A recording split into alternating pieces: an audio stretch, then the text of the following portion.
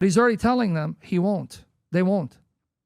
But I'm a fair God. I don't just rush to judgment because I don't want anyone to be destroyed. It's going to take them 400 years when I say enough is enough.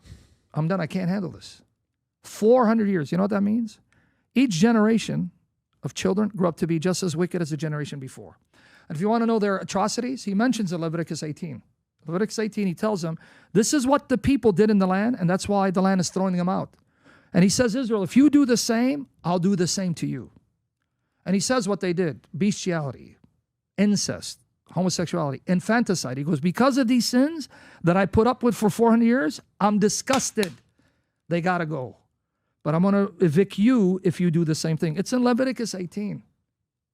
So this is the context of the punishment of all the nations. But who comes first on the list of punishment?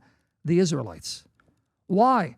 Because the greater the blessing, the greater the accountability. The more you know, the more you're accountable. So if the Assyrians didn't know God like Israel did, yeah, they'll be punished. But who do you think is going to be punished more severely? If you have two sons and you instruct one son not to do something, but you didn't tell the other one, and they both do the thing you don't want, you'll be angry with both, but who you'll be angry with more? The one you told, right? God is telling Israel, you're the ones who are making me more angry than any other nation because you know better. They don't. And you're supposed to influence them. But what you're doing is you're driving them away from me.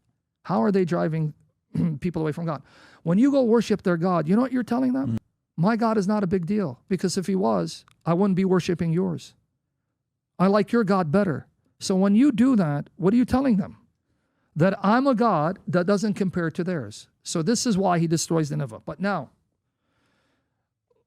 why? Well, it's the opposite. Even though we don't have a land, the fact that we haven't wiped out is a testament of God's goodness to us. We survived. Brothers, we've survived impossible odds. Not only did we live under the yoke of Rome, then later there came the Zoroastrians. A lot of people don't know that in the 5th century, even the church at large ostracized us. They condemned us as heretics. So when I say us, because the church of our ancestors, what do I mean?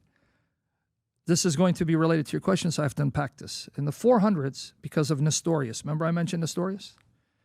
Because he was accused of teaching there are two persons of Christ, the Assyrians were now identified with that teaching. So the church at large says, you are heretics, you're not Christians, the hell with you. So now we didn't have the backing of the Byzantine Empire, but we're under the duress of the Persian Empire. Then Islam rises. So we had it bad from every angle. So now I'm going to ask you, how do we survive against impossible odds if Christ wasn't preserving our people? Do you know at one time in history, the largest church in the world was the Assyrian Church of the East? Mm-hmm. This is a fact. We reached all the way to China. They even found Aramaic script, Syriac script, that is attributed to the Nestorian church. But Nestorian church is the church of your ancestors, my ancestors. This is a testimony that God has not abandoned Assyria. Because if he did, you wouldn't be here as an Assyrian speaking your Assyrian mother tongue, and the Assyrian church would have been wiped out of the planet. So what are the likelihood that Assyrians get their country back in the middle of Iraq, similar to what Israel did? What's the likelihood? You're talking to a guy who's very pessimistic. Okay. Yeah, but how was your relationship? I saw you and, because we had Marmari here, we had wonderful. You, and we had wonderful, yeah, and we had Jenko here. Yes. It's a great conversation. Yes.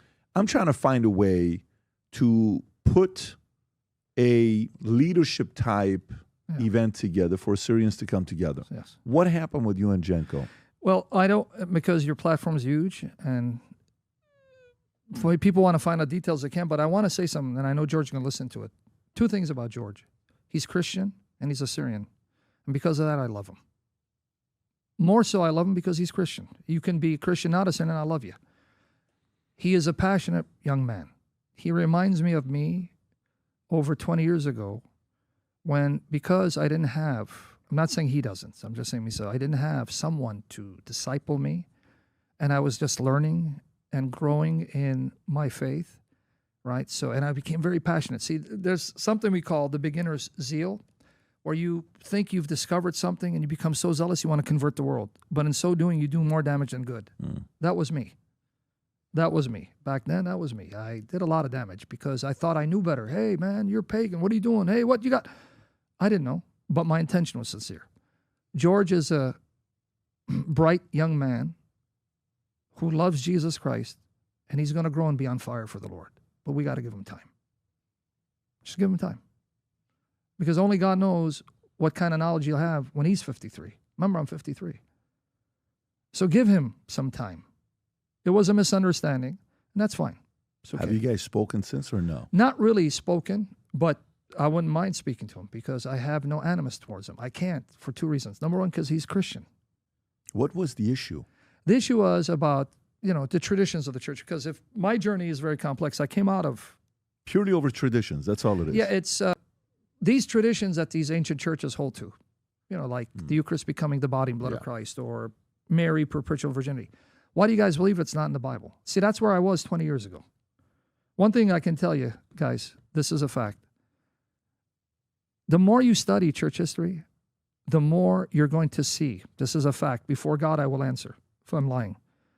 The ancient churches that have been there from the beginning, and I want to tell you the church, Catholic Church, I know that's demonized by the world. I don't care what the world thinks. Assyrian Church, Eastern Orthodox, Oriental Orthodox, these churches have been there from the beginning. And the fullness of the truth, the correct application of Christianity is found in these churches. Sadly, they're in schism. I came to that conclusion studying church history, meaning the 2nd, 3rd, 4th centuries of what Christians taught. I was shocked. It troubled me, and people who know me can testify. I had a dilemma in my hand. Either all of these Christians were heretics, which would be blasphemy, because that means Jesus failed the church, and that's blasphemy. Christ said he'd be building his church, the Spirit would be guiding the church, and the apostles would appoint leaders filled with the Spirit to preserve the truth. And Christ taught this will be an unbroken chain. So they cannot be false teachers, because that means then Christ failed. That means they were the true Christians. But then they taught stuff that as a Protestant I was taught are false heretical doctrines. So that led me in one or two of them. Either they're false teachers and happening, or my teachings are not ancient, not biblical, because we're misunderstanding the Bible. And so it took me 10 years to want to just say, you know what? I got to go back to the ancient churches. And so that shocks a lot of people when you're taught sola scriptura, total scriptura. That's the pure conflict. Yeah, that's it. Yeah, There's nothing more than that. No. Yeah, I'm a big fan of him. Very big fan of him. God bless him and preserve him. I'm a big fan of you. I think he is an incredibly... because when you think about the Assyrian community and you think about Avengers, you said something very interesting earlier, which I fully agree with. You said, if I want to debate an atheist, I'm the wrong guy. Bring somebody else, because I don't know nothing about atheism. I didn't study atheism. But if you bring me against Muslims' Quran, I've studied it. I'm a good guy to come in. But I've no guys that are millionaire Christians who know nothing about the Bible, and I don't, that whole thing that you're talking about, right? Yeah. This is a guy that was mainstream youth with Logan Paul in that entire community as an Assyrian guy who chooses his faith over fame, walks away, does his thing, and is doing his best to be amicable with everybody. I'm so impressed by him and his wife, what they're doing. Praise the Lord. And then with you, I see you as an animal. You're a very unique animal, very extremely necessary. Because I'm shaped like a buffalo? Is that what you're saying? No, man, there's something very different about you. There's something very different about you that you're a complicated human being. You're very complex. Because when I publicly said I want to bring you on, I wish you could see what text messages I get, what things people send me. You have to watch this video. You sure you want to have this gun? Do you know what happened with him in his past? Do you know exactly. All this stuff that's sent my way, right? And I get it. I mean, I'm not, this guy's not a representation of this. That guy's not a representation of this. Listen, I don't know why God uses complex human beings to do the impossible. I don't know why, but he's always done that. Okay, if you would have told me, who's going to be the guy that's going to go up against the establishment, it's going to be a guy like Trump, I would have said, you're out of your mind. But he chose him. Oh. Okay, is he a man of faith? Is he going to go out there and sit with you in a conversation about Bible and he's going to be able to hang? No, that's not him. Is he a guy that's going to be? No, but watch what he's doing right now with all the different dealings. I think he chooses complex people, and I think you're a complicated individual yourself, but brilliant. Those two typically go together. You look like you want to say something. No, I want to comment. The Bible pretty much tells you why he does that.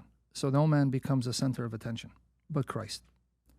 The Bible says he takes broken vessels so that people will know the power is not in you, it's from God. Because God does the impossible with individuals that no one would think would be possible that they could be used. So he can get the glory. This is in 1 Corinthians 1, 18 and 31. It says it right there. 1 Corinthians 1, 18 and 31. God wants to show his glory by taking humans who are oppressed, rejected, looked down upon, so that people know that can't be him. There's something in him that's doing it, driving, so he gets the glory. So that not only does he get the glory, but no man becomes an idol. See, this is what has been disgusting me on the social media. Everyone who has some type of gifting in the eyes of others draws a cult following. Mm-hmm. And this is wicked and evil in the sight of God. Mm-hmm. God doesn't want cult of personality. He doesn't want idols. He wants you not to focus on the person because he's going to disappoint. I'll disappoint you, right? In fact, even now as you're talking about it, as I said, coming to this broadcast, I've never been attacked spiritually in my life than prior to this event. Stuff of my past, my ex-wife, lies and slander being used to discredit me. That hasn't happened to me in years. There's something about you and that Satan came after me.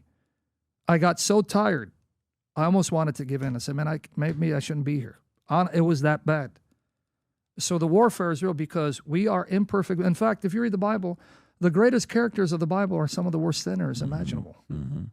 You go look at David. David committed adultery, murdered the man to cover up his sin. Go look at Solomon. Go look at it.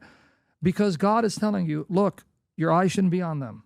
They're flesh like you, they'll disappoint you. Your eyes be on me who works through sinners to give you hope that if this sinner can be forgiven and be used, I can use you too. And secondly, as long as you keep your eye on me, I will exalt you. But if you exalt yourself, I will have to humble you because I'm not putting you in the business to have people be your followers. I'm putting you in the business to make them followers of Jesus Christ. And I'm going to give you a principle from 2 Corinthians, what Paul says. He was afraid he was getting puffed up because Paul was a super apostle. He did more, he says it, I've done more miracles than the other apostles. He wasn't boasting.